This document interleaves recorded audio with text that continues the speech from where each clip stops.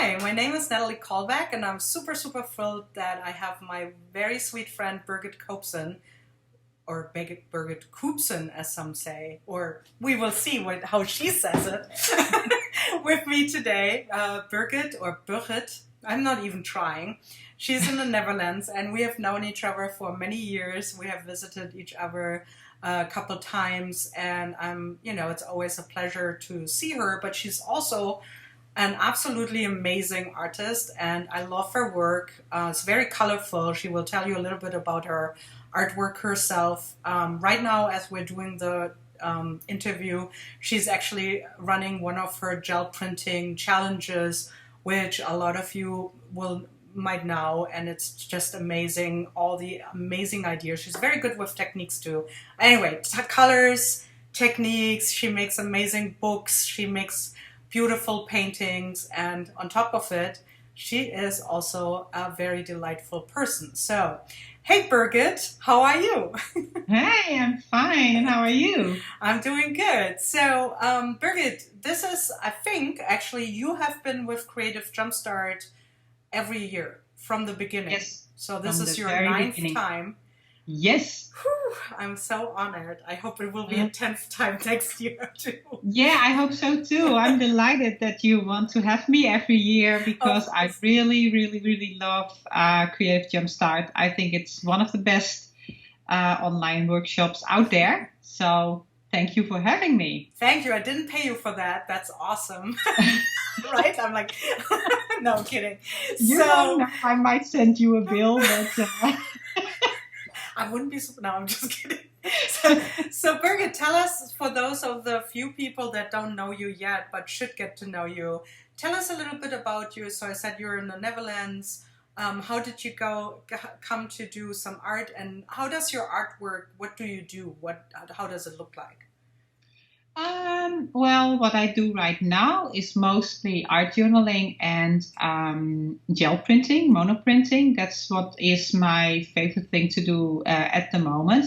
But it all started like many years ago with scrapbooking, as a lot of people probably did back then, started scrapbooking. And at some point, I got a little bit bored with whatever was there out there to buy, especially for scrapbooking, and I decided to make my own background papers with paints and spray paints and stuff like that. And then I realized that I enjoyed making the papers more than doing the actual scrapbooking. And so at some point, the photos disappeared from my pages, and I discovered art journaling and mixed media. And so I went more in that direction. So mixed media is what I do now. Yeah, and it's funny because we actually know each other from the times way Yeah. back then when we would we still swoon over nice paper, but that was Oh, yeah. how we met each other. Yeah. And we both went into the same direction, enjoying getting our hands messy. Yeah. So I said that I know Birgit for a long time, also on a personal level. So if you would ask me, the theme for Creative Jumpstart this year is actually superpower. For those of you who don't know yet, Creative Jumpstart is a month-long online workshop consistent of 31 artists, and every day one of the artists has their day, and their 10-minute video gets posted to a certain theme that I sent out earlier, and to jumpstart your creativity. And the theme for 2020, God, so we are still in 19, so I'm getting confused, but for 2020 is actually superpower, your artistic superpower. And of course, I have an idea of what I think your superpower is, but I think sometimes it's hard to, maybe you know, or maybe you had to think about it. But what is your artistic superpower, Birgit? I think that would be color. And tell us, I mean, I know why, because like when you look at Birgit's work, and Birgit is going to hopefully send me a couple maybe pieces of her work so that I can blend them into this video. But so it's really amazing how colorful and bright your work is. So how does that, is that something that always came naturally to you to just like You were like, yeah, yeah. Yeah, I think so, because the funny thing is that at some point when I was on a design team many years ago, and we had to do a blog post about color theory, and I was like, oh, that's a long time ago that I had that in school, and I had to look it up on the internet, all the stuff about the color wheel and everything, and I had to pick some of my projects for the blog post, and I went around in my studio and I was like, oh, I can pick that one and that one and that one. And oh, basically I can pick all of them because they kind of fitted into the rules. Even though I never thought that I was creating anything that there were rules applied to them. Right? So yeah, in that matter, I guess it comes naturally. But for me, it's just I choose colors I like together. It's just I love those colors and I love to combine them in the way I do, and it's not something that I learned or that I think about. It just happens. But it's the thing that people always tell me. What they recognize my work from or what they like about my work is 99% of the time is color. Yeah, it's very bright and at the same time very crisp. I don't know how to describe it, but it's not like a lot of blending of colors. It's like you have very crisp areas of colors and they are very bright. I don't think I mean, I'm sure you do sometimes, but I wouldn't now like to think of you as a pastel or muted color. It's like, it's very bright, but very tasteful and beautiful. So that is exactly the artistic superpower that I would have picked for you, of course, too. But if it's not your artistic superpower, if it's your everyday life superpower, what is that? My everyday life superpower. I think positivity. Being positive. Always see the bright side. Always see that there will be better times. Or I don't know. I think I'm a very positive person. Yeah, I can attest that. But I think that's also what reflects in my work with the bright colors and everything. It's just who I am. It's positive. It's sunny. I don't know. So if you have sometimes like a not so good day, I mean, like I know you're very positive and you're usually very happy, but we all have like a day where we don't feel that well. Do you then see that reflects in your color choice or in the way how you work? Could you pinpoint something and say, I wasn't in a very good mood there, actually? No, I think I would. It would make me happy to use bright colors and get positive about that, and then feel more happy in every way. So it's not that my negative mind would take negative colors or darker or boring colors or whatever. I would pick the same colors, and that would lift me up. I think that's what I think, yeah. So when I look at you today, you're wearing more like gray, right? What's your color scheme that you usually wear? Like, is it reflecting what you do in art, or are you more... No, not really. Funny enough is when you open my closet, I would say maybe 70% is black.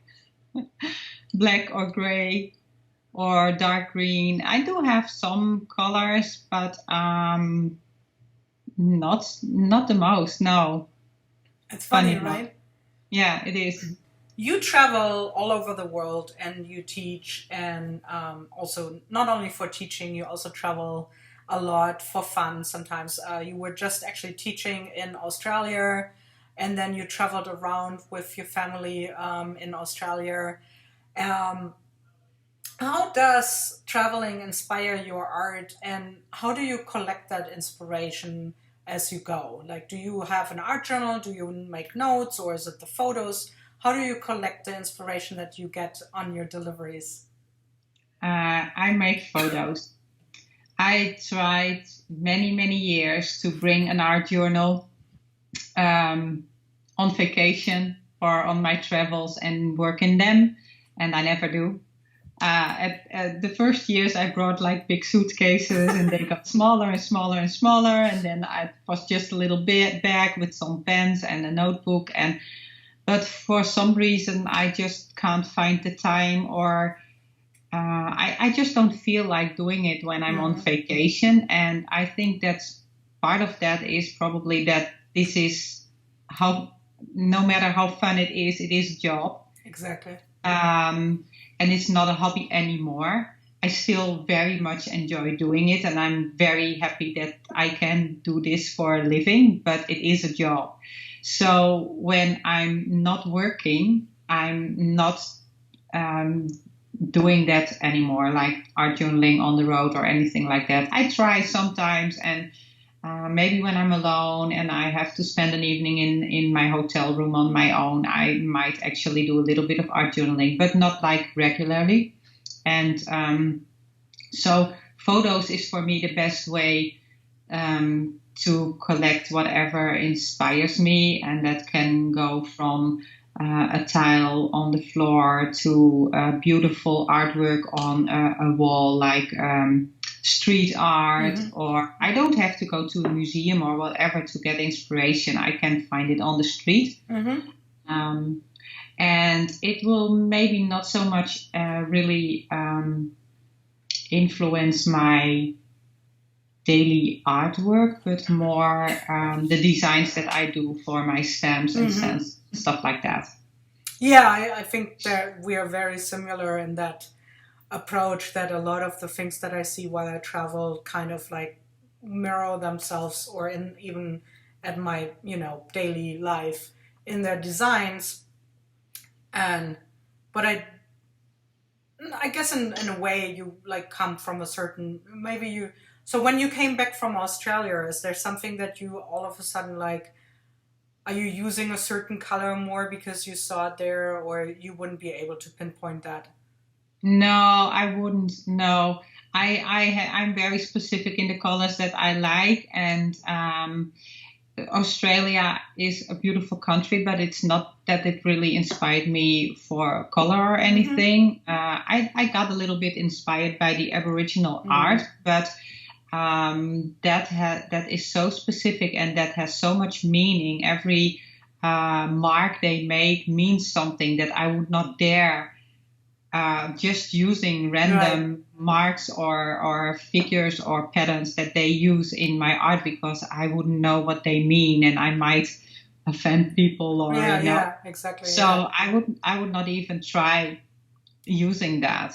But yeah, there could be countries that are very colorful or use very nice pattern, or like when I was in India last year, and they had used all the gold, the embroidery, like gold embroidery on top of the very colorful fabric they have. That is kind of a thing that I'm like, oh yeah, gold on top of the color. I'm going to use gold more, or something like that. Yeah, it's funny because gold is, especially like in jewelry, I'm more like a silver kind of person. So like I very rarely wear something from my grandma, whatever, that's gold. And also in my colors, I very rarely pick it, but once in a while it falls into my hands, and then you use it with some, like, I love when you use it sometimes with like teal and brown, and you're like, oh my God, this looks so beautiful. So then you get a little like gold infusion. Or with magenta or something like that. Yeah. You did some very, very beautiful stencils when you came back from, stencils and stems, I believe, when you came back from India with the company that we work with, Kalbach, and their mandalas mostly. They are so gorgeous, right? Thank you. Yeah, I love them a lot. Yeah. So we know that you teach a lot, and I can say that Birgit is an amazing teacher. Trust me. And we have taught also workshops together. And I know that she, she has a very, you will love her videos too. She is also very good at doing videos. But is there something that you find that you learn actually from students, or that you have learned from students, whether it be a technique or a certain approach to something, or do you sometimes learn something from your students and like as a comeback when you teach? Absolutely. I always tell my students I learn something in every single workshop that I teach, because there are so many people who have so many ideas, and a lot of times when I teach something, there is somebody who says like, oh, I always do this, or have you ever tried that? And I'm like, why didn't I think of that? Yeah, I learn something every time, but I think the most important thing I learned from my students is to relax. Because the first couple of times that I was teaching, I was like, can I do this? And will it be interesting enough? And will they actually learn something? And I learned from the students that I actually know what I'm talking about. And where I sometimes doubt that I do, they learned me that I do know what I talk about, and that sometimes I want to make it too difficult. That I think it's not interesting enough if I do the simple stuff. But a lot of times the simple stuff is like the aha moment where you're like, oh, yeah, that's how it works. And I don't have to stress out, and I don't have to make it too difficult. And that workshops are not only to learn something, but also very like a social thing, right? That people really like to come together with like-minded people and do what they love for a whole day. And when they actually also learn something, that's a bonus, kind of. Right. For some people, that is. They just go to a workshop to have fun, and I really like it if I can give them a day with fun and laughter, and also learn a little bit. So. Yeah, I learned to relax more. I think it was in the beginning when I was teaching someone, because it would be weird if someone would just jump into teaching without being nervous. Of course you are, and I still feel sometimes if it's a new location or a new country, I still feel a little bit nervous, because especially new country. Yes, you never know. Like you always have this feeling you don't know will they get my humor and my way of if it's also a different language. Because you and I, we both are not native English speakers, and then you speak English maybe in a country where they are also not native English speakers, so you're always a little bit nervous about that. But once in the beginning when I was teaching, someone said to me, most people are kind, and most students, all students, they want you to succeed. Like they don't want to go in a class and think, oh, she's gonna blow this. So thinking about that you don't go in a hostile, you actually go in a very happy environment, and that people they want you to fare well and feel comfortable. Actually, that made me feel more relaxed about that too, and think, I don't have to fear the people. Yeah, absolutely.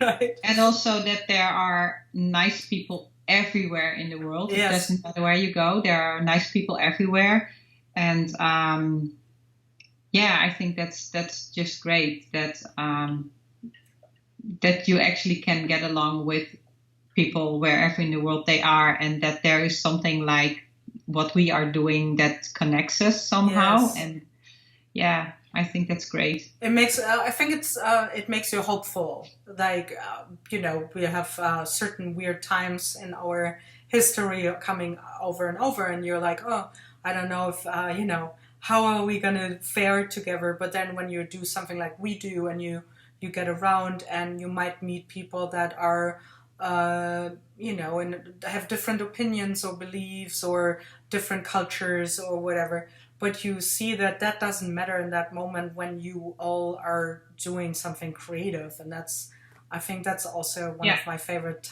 parts of this, and also Creative Jumpstart, because we always have people from all over the world. I'm always surprised where people... Yeah, how cool is that? Right? Yeah, it's so cool. Yeah. So, Birgit, I don't want to keep you up too much because I know it's very late already in the Netherlands. Well, it's 6 hours time difference, as some of you might know. So I'm glad that you came, and I cannot wait to... do you know already? We are early in the time where we are recording this video before the deadline. So do you already have an idea what you're going to do? Will you tease us a little bit? Well, I can say that it will involve some color. Some layering, probably. And it might also have some monoprinting in it. Nice. Might. It's very cool. Check out Birgit. Birgit, where can they find you on social media? I think the best place to follow me is on Instagram. That's my personal favorite platform. So that's where I post everything I do. And I sometimes link automatically to Facebook, but Facebook is really not my... I don't really like Facebook, so I only go in there when I really have to. So yeah, Instagram, just my name, Birgit Koopsen. And that's how you pronounce it.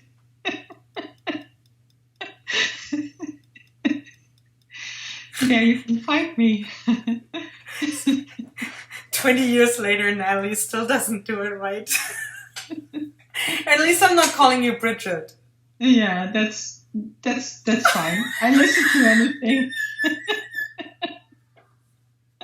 I'm used to that. Exactly. So yeah, follow Birgit. As I said, she also does these like really cool challenges. Now that when you join now the interview, that challenge that she's doing at this very moment has already run, but you can still find it on Birgit's Instagram account. And I'm telling you, it's really cool because she does all these like mini videos, and she posts like, then her results, and she talks about how she got to those results. And it's really fun because it's just amazing on Instagram how much you can convey in a 1-minute video, and then also show people and teach something or inspire you. So if you think about how she can do this in 1-minute videos, think about what she can do in a 10-minute video on Creative Jumpstart. So sign up for Creative Jumpstart. Please use Birgit's link. She will appreciate that. And we cannot wait to see you. Bye. Thank you. Bye-bye.